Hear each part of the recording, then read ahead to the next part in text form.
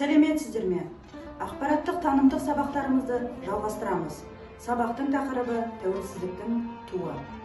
1992 жылдың 4 маусымында тұңғыш президентіміз Нұрсұлтан Әбішұлы Назарбаев Қазақстан Республикасының мемлекеттік туы, Қазақстан Республикасының мемлекеттік елтаңбасы, Қазақстан Республикасының мемлекеттік әнұраны туралы заңға қол қойды. Қазақстан Республикасының мемлекеттік туының авторы суретші Шәкен Ниязбеков.